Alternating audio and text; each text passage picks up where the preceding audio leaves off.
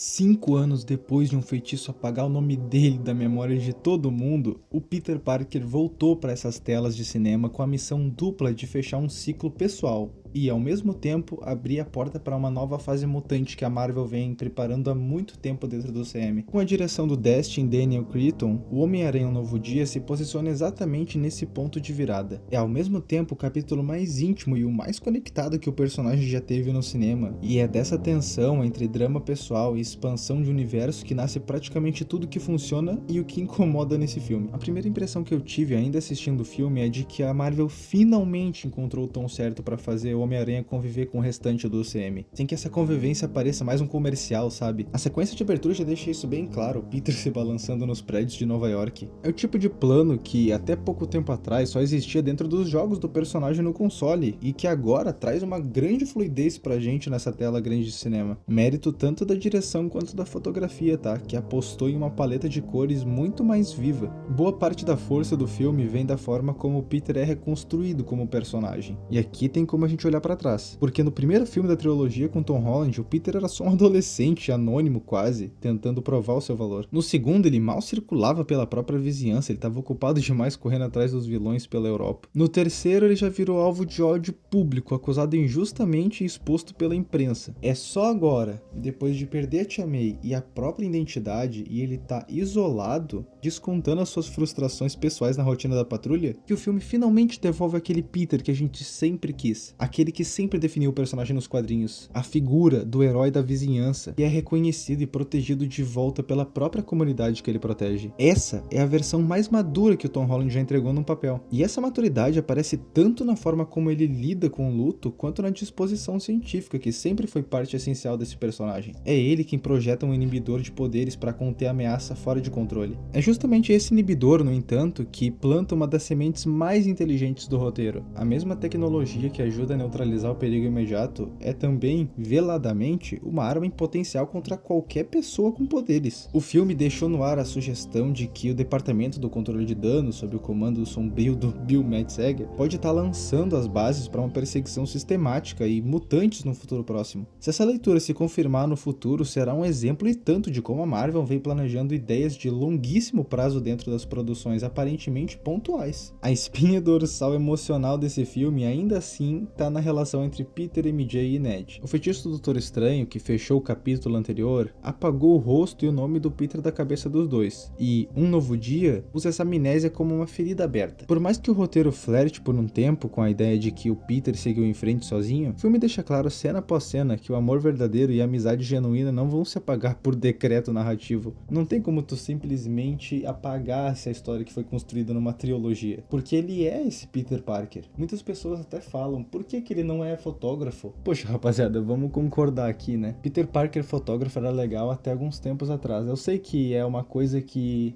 dá nostalgia pra gente. Só que esse Peter Parker, ele foi construído diferente. Ele foi construído para ser dos tempos atuais. Até por isso ele tem uma IA. O reencontro entre o Ned e o Peter é construído em torno de um gesto físico simples que só os dois tinham. É um dos momentos mais bem dosados desse filme. Não por acaso, é justamente o justiceiro de todos os personagens quem empurra Peter na direção para MJ. Frank Castle carrega com ele mesmo a própria tragédia pessoal. Tem algo genuinamente tocante ver um homem que perdeu tudo isso insistir pro Homem-Aranha não repetir o mesmo erro de isolamento que ele cometeu. É um dos usos mais inteligentes do personagem desde a sua chegada no UCM. Ele é mais leve do que o justiceiro extremamente violento visto em outras produções, mas sem perder a aspereza que faz o personagem funcionar. Para mim, o ponto alto emocional do filme é a cena em que o Peter deixa o hospital e reencontra a vizinhança à sua espera. Não como fãs maravilhados, mas como uma comunidade grata. Depois de tanto tempo carregando o peso de ser mal compreendido, essa é a cena que fecha de forma quase circular a jornada que vínhamos acompanhando desde o primeiro filme da trilogia. O momento em que o bairro, a vizinhança, finalmente devolve ao seu herói o cuidado que ele sempre teve por ela. Cretton entendeu que o clímax emocional definitivo do Homem-Aranha nunca foi uma luta, mas sim um instante de reconhecimento mútuo entre o herói e a comunidade. Entre os coadjuvantes, o filme até se permite ter uns momentos de humor mais leve, como o encontro entre o Peter e Helena Belova, construído propositalmente em torno da intimidade estranha entre heróis que já dividiram muita história dentro do UCM. Uma cena de comédia física e constrangimento controlada, né, que serve basicamente para lembrar o público que o Homem-Aranha, apesar de tudo que viveu isolado, segue conectado com o restante dos Vingadores, uma rede de relações que deve pesar bastante quando o UCM chegar em Vingadores Doomsday. Já a apresentação da Jean Grey, vivida pela Sadie Sink, é conduzida com cuidado. A atriz entrega uma mistura de fragilidade e fúria contida que funciona tanto como ameaça quanto o espelho do próprio Peter Parker. Os dois são, do seu próprio jeito, jovens tentando lidar com poderes que não pediram para ter. E o roteiro acerta na aproximando essas duas jornadas sem deixar, na maior parte do tempo, a trama mutante engolir o protagonismo do Homem-Aranha. Do ponto de vista técnico, a sequência mais impressionante do filme é o confronto contra o Hulk. Ele tá desencadeado, selvagem,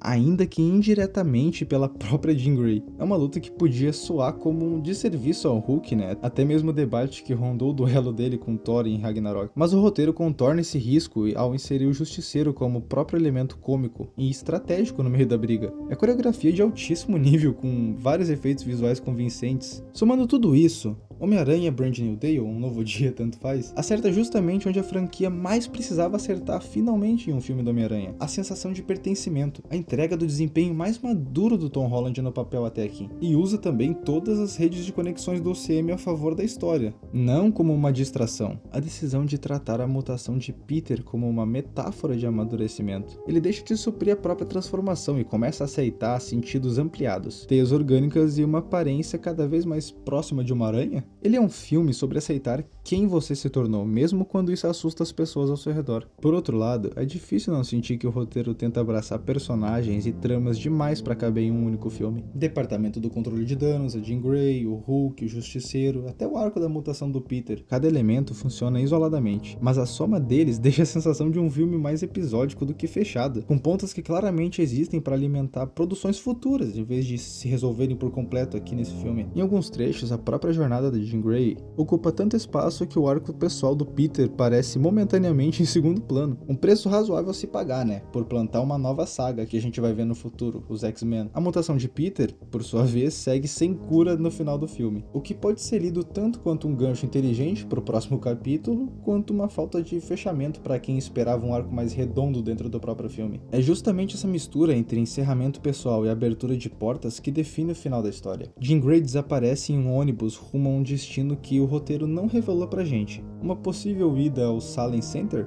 a cidade onde fica a mansão do Professor Xavier nos quadrinhos, será? Bom, isso é só uma leitura possível, não é uma confirmação, mas encaixa com o que a própria Marvel já vem sinalizando, que os mutantes não vão chegar ao UCM como um único filme, e sim como uma saga inteira, da qual a Jean Grey é apenas o primeiro capítulo. Tem muito espaço, ainda que especulativo, para conectar a transformação física do Peter a arcos clássicos dos quadrinhos, e até do desenho animado dos anos 90, em que o próprio herói sofre uma mutação parecida e é obrigado a encarar sua própria aparência monstruosa. E não seria surpresa nenhuma se em produções futuras usassem esse gancho para cruzar esse universo mutante com os vilões que já estão em Nova York no próprio elenco de inimigos do Homem-Aranha, abrindo espaço inclusive para discutir temas de aceitação e preconceito que sempre foram centrais na mitologia dos X-Men. Mas enfim, gente, no fim, Homem-Aranha Um Novo Dia não é um filme perfeito, mas é sem dúvida um dos capítulos mais emocionantes e mais honestos que o personagem já teve no cinema. Funciona como fechamento de uma etapa muito específica da vida de Peter Parker, a do isolamento, da perda e até do medo de mostrar quem realmente é. E ao mesmo tempo, ele é até um prólogo misterioso de tudo que tá pra vir ainda nesses filmes. É um filme que entende no fim das contas que o Homem-Aranha nunca foi, no fundo, sobre superpoderes. É sobre dificuldade e a necessidade